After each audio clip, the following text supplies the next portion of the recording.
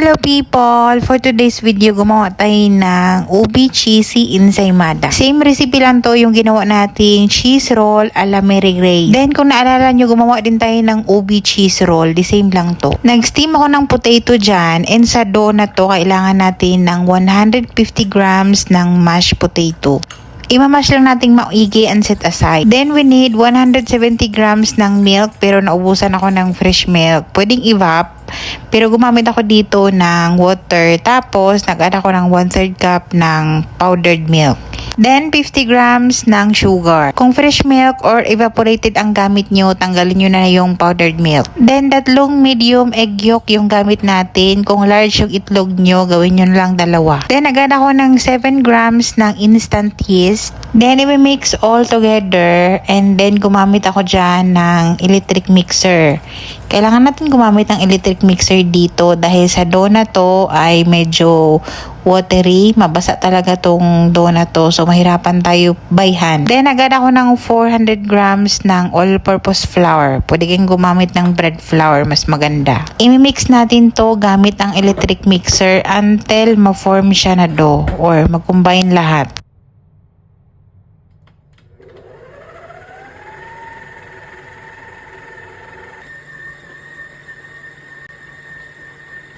Pagka nabuo na yung dough, saka natin lagyan ng 150 grams mashed potato and 50 grams ng butter. Pwedeng margarine. Nakalimutan kong maglagay ng ubi flavor kanina nung naglagay pa tayo ng mga liquid. Pero okay lang yan. Gamit naman natin yung electric mixer. Tapos itong dough na to, madali lang ihalo dahil mabasa. So nagpahabol ako dyan ng 1 tablespoon na ubi flavor. McCormick brand talaga, maganda talaga yung kanyang kulay, maganda yung flavor, ubing-ubi. And minix natin yun until smooth, mga 8 minutes ko yan siyang minix. Last time nagawa natin ubi ensaymada din yun, walang palaman, at gamit ko naman yun by hand. Wala tayong electric mixer. Medyo mahirap siya, pero sumaksis din tayo doon. Meron tayong technique dyan pagka masyadong sticky or watery yung ating dough. So, gagamit tayo ng ganito, slap and fold. Maginis na yung dough at yung ating bowl, naglagay ako ng butter dyan para mamaya hindi masyadong madikit. And palsahin natin yan until mag-double ang size, mga 1 hour. Hindi tayo mahirapan sa dough na to. Madali lang tong umalsa dahil sa masyado siyang malambot and yung weather dito masyadong mainit. Ngayon naman, gawa tayo ng palaman. Last time, naggumawa tayo ng ubi ensaymada, walang palaman yun. Gagawa tayo ng imitation na ubi halaya. Potato yung gamit natin. Pero pwede kayong gumamit ng sweet potato kung meron. Merong ubi halaya dito in a jar pero mahal, okay? Hindi ko na kinilo yung mga ingredients dito dahil nasa utak ko lang to. Parang wala akong sinundan na recipe. Yung potato dyan, mga 3 medium size. Naglagay tayo ng powdered milk. Naglagay tayo ng mga 2 tablespoon na butter. And naglagay tayo dyan ng condensed milk na mga half cup. Kung walang food processor, pwede naman tinidor. Basta kailangan madurog yung potato. Hinalo ko na lahat yung mga ingredients dyan sa food processor para mapadali tayo. And then sinalang ko yan sa medium-low heat. And kailangan lugayin ng lugayin or haluin ng haluin. Non-stick yung gamit natin dyan para hindi masunog. And kailangan talaga bantayan. Niluto ko lang yan until mas mag-thick pa talaga.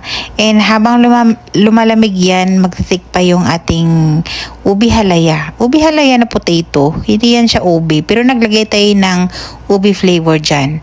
And after 1 hour, tignan nyo naman yung ang ating dough. Sobrang umalsa na talaga siya. And alam ko talaga na maganda yung kinalabasan pagka ganito yung ating dough kaalsa. Pwede nyo na itong gawing cheese roll or ensaymada. Kung anong gusto nyong dough dito or palaman dito, pag gusto kayo.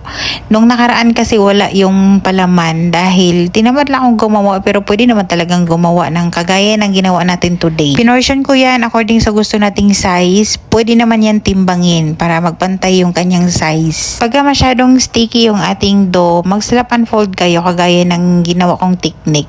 Mahirapan tayo pagka talagang ipipilit natin yung ating kamay dyan sa dough na sticky. Didikit lang yan. Binilog ko muna lahat yan para maganda yung ating paglagay ng ating palaman mamaya. And yung una nating binilog dyan, yun yung una nating lalagyan ng palaman.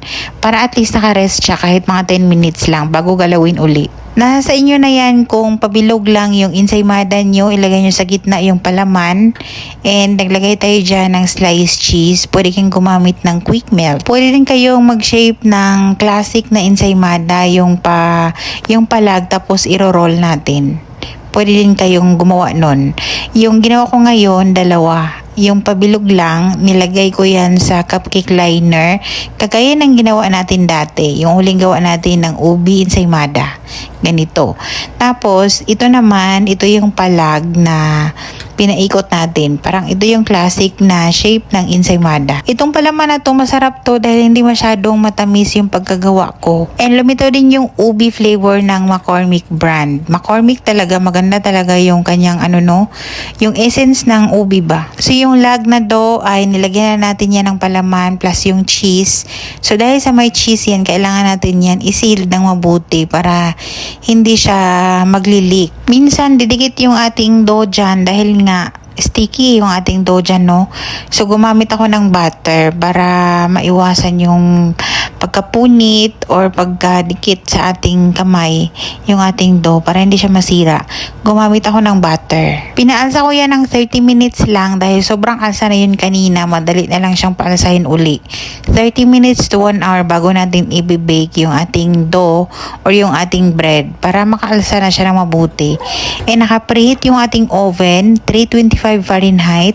Binake ko lang yan ng 20 minutes. Dahil sa maglagay tayo ng frosting dyan, kailangan natin ipalamigin muna. Sobrang lambot ng ating dough. Pwede na nga yung kainin na walang palaman eh. Pwede yan butter na lang tapos yung sugar, na regular sugar, i-coat. Okay na yan. At dahil sa today, naubusan ako ng cream cheese, it should be yung ating frosting dyan ay merong cream cheese frosting. So yung cream cheese frosting, half cup ng cream cheese, 1/4 cup ng butter, and 1/4 cup ng powdered sugar. Yun dapat yun. Tapos imi-mix, pwede kang gumamit ng hand mixer until mag-creamy and pale ang color. Pero dahil sa wala akong cream cheese, ang ginamit ko dyan margarine at powdered sugar.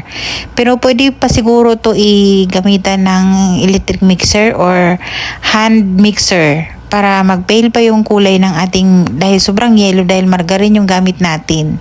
And para mag-creamy pa talaga siya dapat. And kuntian nyo na lang yung sugar. Ako dinansya ko na lang yung sugar dyan. Kuntian nyo yung sugar para hindi masyadong matamis yung frosting. And syempre, overload yung ating ensaymada. Masarap yan pagka maraming cheese. Pwede din naman butter lang yung i-brush nyo dyan bago yung cheese kung ayaw nyo ng double na yung sugar. Pero yung palaman kasi natin, hindi masyadong matamis, sakto lang. Kahit mga ilang araw pa to, malambot pa rin yung ating bread. Yan yung dahilan kung bakit meron tayong mashed potato sa ating bread.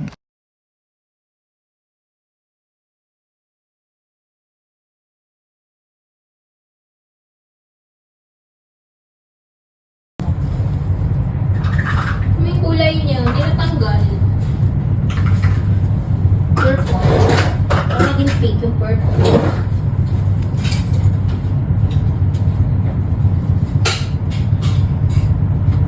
Naging kulay yan, pink.